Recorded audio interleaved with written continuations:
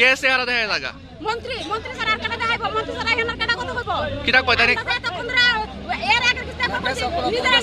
আমরা সংশোধন করব এরপর সংশোধন কোনো খাত নয় না আজকে 6-7 বছর এই কথা বলছেন না ও দেখলে কি হইব না দেখলে কি হইব এত বাড়ি ঘর বানিয়েছে আপনারা দেখেন উনি একেবারে দুইটা মানুষ নেই গন্ডা মনে 20-25 জন মানুষ হবে আগা করে ওরা এই হাতিয়া মারছে হাতি মানুষ মারলে তো হনা কোনো দাবি নাই আর যখন আমরা একটা হাতিরে মারতাম যে এই 7 বছর ধরে 10 বছর ধরে তুমি জেল কাটবা কে লাগা এটা কোনখানে আইন হ্যাঁ কোনখানে আইন এটা হাতি মারলে তো আমরা আইন করা লাগে তাহলে হাতি যে মানুষ মারতাছে এটা আইন করো না কে লাগা তোমরা এখন আপনারা কি চাইতেছেন আমরা চাইতেছি কোন আমরা হাতি ইহান থেকে তোরা ওলা হাতি বান্দা আনালে আমরা যদি একটা মানুষ মারা যায় একটা মানুষের প্রাণ ফিরিয়ে দেওয়া লাগবে ফরেস্ট ডিপার্টমেন্টে সেটা তো আমরা গাড়ায়া বানাসে বান্নালা তো কিটা করব মানুষে ঘুমাইতে পারবে না 3-4-20 ঘন্টা গণেশ হ্যাঁ এই সমস্যা আইছে পরশুদিন আইছে কালকে ঘর থেকে এক ট্যাঙ্ক রইছে বড় আর এক ট্যাঙ্ক হচ্ছে বাইরে দেখ গণেশ আমার গাড়া কোন এলাকায় এটা কতদিন ধরে আপনারা এরকম সমস্যা কতদিন ধরে এরকম সমস্যা আপনারা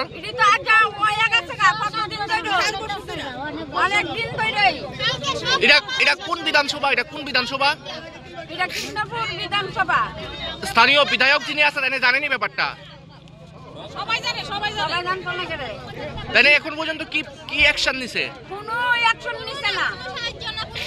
আয়ে ঘর ভাঙিয়ে দে আমার ঘর ভাঙিয়ে দে গেছে জ্বালানা ভাঙিয়ে দে গেছে কাঠের জ্বালানা ভাঙিয়ে দে গেছে আয়া দেখছে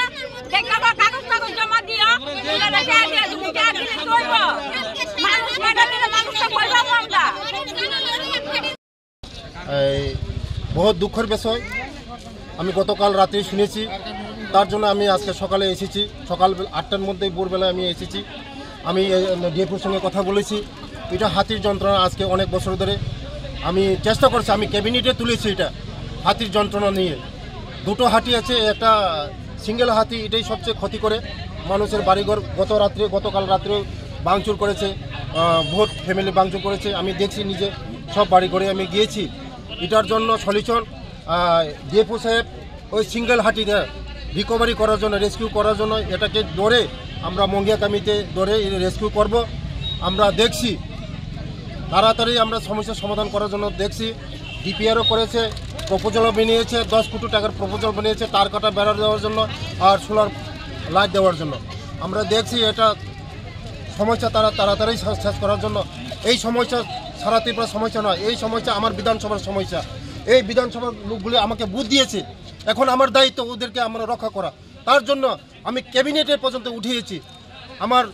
জনপ্রিয় মুখ্যমন্ত্রী আমাকে আশ্বাস দিয়েছে এটা তাড়াতাড়ি রিকভার করার জন্য আমার সঙ্গে সঙ্গে পিসি সাহেবকে দেখে আমাকে বলেছে পিসি সাহেব বলে সঙ্গে সঙ্গে আমরা মিটিং করেছি এখানে ডিভিশনাল লেভেলে আমার সাব ডিভিশন অফিসার তারপরে আমার ডিএম সাহেব সব অফিসারকে নিয়ে আমরা মিটিং করেছি তার জন্য সলিউশন হবে ইদানিং আর বেশি দিন লাগবে না সলিউশন হবে ডিপিআর তৈরি হয়েছে এটা